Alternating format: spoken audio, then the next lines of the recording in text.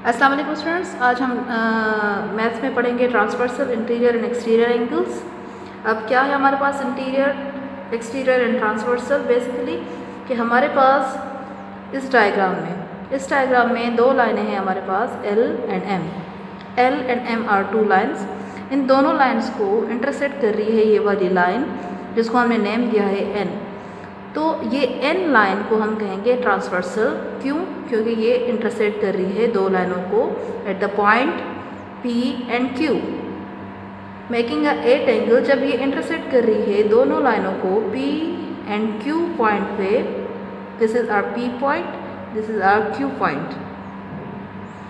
इन दोनों पॉइंट पे जब ये इंटरसेक्ट हो रही है तो यहाँ पे हमारी 8 एंगल्स बन रही हैं, 1 2 3 4 5 6 7 8। ठीक है, अब ये 8 एंगल्स क्या है हमारे पास? An arm of angle 4 contains both points of intersecting P and Q। यहाँ पे हम देखेंगे इस वाले साइड वाले को, एंगल को हमने यहाँ पे लेके रखा, तो यहाँ पे हमारे पास जो दो पॉइंट हैं, कौन से दो पॉइंट्स की बात कर रहा है यहाँ पे? P and Q। दोनों PQ पॉइंट्स इस एंगल में इंक्लूड हो रही हैं, तो इस वजह से हम इसको कहेंगे इंटीरियर एंगल। इसी तरीके से एंगल 3, एंगल 5, एंगल 6, ये सारी आपकी इंटीरियर एंगल्स होंगी, क्योंकि इन दोनों के पास, इन सारे एंगल्स के पास P एंड Q पॉइंट्स, दो पॉइंट्स इंक्लूडेड हैं। क्लियर? अब हमारे पास आ रही है on contrary angle 1 2 7 8 are exterior angles. अब दूसरे हाथ में हमारे पास क्या है? ये तो हो गए इंटीरियर एंगल्स, दोनों लाइन के अंदर जो एंगल्स आ रही हैं उसको हम इंटीरियर एंगल्स कह रहे हैं। अब इंटीरियर के साथ एक्सटीरियर भी होती हैं। एक्सटीरियर एंगल्स हमारे पास कौन सी हैं? 1 2 8 7। ठीक है,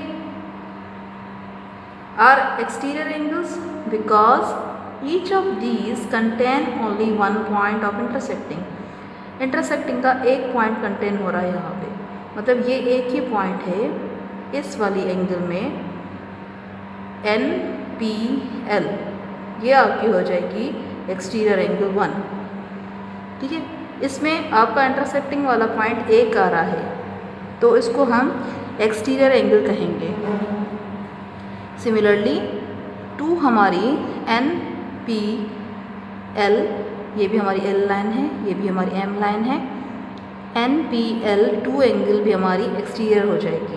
1 2 8 7 आर द एक्सटीरियर एंगल्स, क्योंकि इनके पास इंटरसेक्टिंग वाली लाइन का एक पॉइंट है। इंटीरियर के पास इंटरसेक्टिंग की दोनों पॉइंट्स इंक्लूडेड होती हैं, P एंड Q। क्लियर? अब है अल्टरनेट इंटीरियर एंगल्स। अब अल्टरनेट इंटीरियर एंगल्स क्या है हमारे पास? इस डायग्राम में आप देखें कि आपकी angle 3, angle 5 are alternate. Angle 3 के साथ 5 अल्टरनेट है और इनसाइड हैं, दोनों लाइंस के अंदर हैं, तो उसको हम कहेंगे अल्टरनेट इंटीरियर एंगल्स। क्या डेफिनेशन है इसकी? Such pair of interior angles which have different vertices and their interior lies on the opposite sides of the transversal। अब क्या है, इनके पास डिफरेंट वर्टाइसेस हैं। यहाँ पे इस वाली एंगल का वर्टेक्स P है, इस वाली एंगल का वर्टेक्स Q है।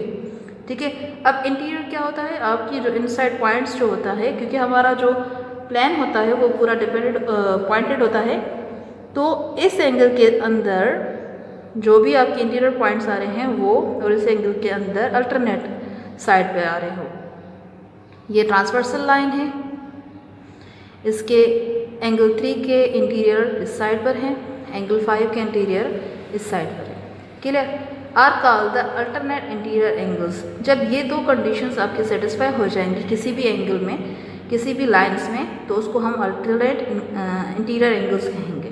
फॉर एग्जाम्पल एंगल 3 एंगल 5 के साथ अल्टरनेट है। उसी सेम तरीके से फिगर 1 में हम देखेंगे तो एंगल 4 एंगल 6 के साथ आपका इंटीरियर पोजीशन बनाएगा। ठीक है, कैसे? आपकी एंगल 4 एंगल 6 के साथ इंटीरियर हो जाएगा। Clear? Now we are going to next topic, corresponding angles. अब कॉरस्पॉन्डिंग एंगल्स क्या है हमारे पास, उनकी भी कंडीशन है, 3 कंडीशन सेटिस्फाई हो जाएंगी तो आपके वो कॉरस्पॉन्डिंग एंगल्स कहलाएंगे। पहली कंडीशन क्या है हमारे पास, a pair of angles which have different vertices have their interior on the same side of the transversal consist of an interior angle and the other exterior angle। क्या कह रहा है यहाँ पे कि आपकी डिफरेंट वर्टाइसेस हों, ये P एंड Q, मतलब हम इसमें से अगर हम लें एंगल 1 और एंगल 5 को, तो एंगल 1 NPL ये हम ले रहे हैं। एंगल 1 हमारे पास क्या है, NL एंड P, ये आपकी एंगल 1 है। ठीक है, एंगल 1 आपकी NPL है, इसका वर्टेक्स डिफरेंट, माना 2 डिफरेंट वर्टेक्स हों, इसका वर्टेक्स P है और इसके साथ हम ले रहे हैं PQM एंगल, मतलब 5। PQ आपकी यहाँ पे इसका वर्टेक्स Q है, यहाँ पे इसका वर्टेक्स P है, मतलब first condition are satisfied, they have different vertices, दोनों के पास डिफरेंट वर्टाइसेस हैं। Clear, have their interior on the same side, इनके इंटीरियर एक ही साइड पर हो, ये इंटीरियर हैं पॉइंट्स, ये इंटीरियर पॉइंट्स हैं ट्रांसवर्सल के, ये आपकी ट्रांसवर्सल लाइन है, इसी के एक ही साइड पर आपके इंटीरियर मौजूद हों। ठीक है, नाउ थर्ड कंडीशन क्या है, consist of the interior angle, एक इंटीरियर एंगल होगी, ये 5 आपकी इंटीरियर एंगल है और दूसरी आपकी एक्सटीरियर एंगल होगी 1। ठीक है, तीनों कंडीशन सेटिस्फाई हो जाएंगी तो उसको हम कहेंगे कॉरस्पॉन्डिंग एंगल्स। फॉर एग्जांपल हमारे पास कौन सी एंगल आपकी कॉरस्पॉन्डिंग से, 1 कॉरस्पॉन्डिंग है 5 के साथ, 2 कॉरस्पॉन्डिंग है 6 के साथ, 3 कॉरस्पॉन्डिंग है 7 के साथ, 4 कॉरस्पॉन्डिंग है 8 के साथ। Clear, are the 4 pairs of the corresponding angles. अब है पैरेलल लाइंस। अब पैरेलल लाइंस क्या है हमारे पास, क्या कंडीशन है उनकी, 2 लाइंस, दो भी कोई भी पैरेलल लाइंस की बात हो रही है तो वहाँ पे मतलब 2 लाइंस की बात होगी। 2 lines said to be parallel if they are coplanar, एक ही प्लेन पे 2 लाइनें एग्जिस्ट कर रही हों, मतलब ये एक ही पेज पे 2 लाइनें हमने बनाई हुई हैं L और M, they do not intersect, ये इंटरसेक्ट भी नहीं कर रही हों। ठीक है, तो parallelism denoted by this symbol, दस L parallel with M means L parallel है M के साथ। सिंपल, ये आपकी कंडीशन जब किसी भी लाइन के साथ सेटिस्फाई हो जाएंगी तो आपकी पैरेलल लाइंस कहलाएंगी।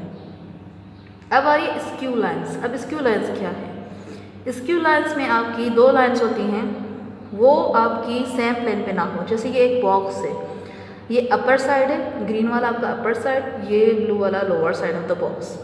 इस पे एक लाइन है L, दूसरी लाइन है M। ठीक है, ये 2 लाइनें आपकी स्क्यू लाइंस हैं क्योंकि दोनों अलग अलग प्लेन पर हैं। इसका प्लेन ग्रीन साइड है, इसका प्लेन ब्लू साइड है। ठीक है, दोनों इंटरसेक्ट भी नहीं हो रही, पैरेलल भी नहीं है, इस वजह से इसको हम कहेंगे स्क्यू लाइंस। जहाँ पे ये 3 कंडीशन सेटिस्फाई हो जाएंगी उन लाइंस को हम कहेंगे स्क्यू लाइंस, जहाँ पे ये 2 कंडीशन सेटिस्फाई हो जाएंगी तो उनको कहेंगे पैरेलल लाइंस। Thank you.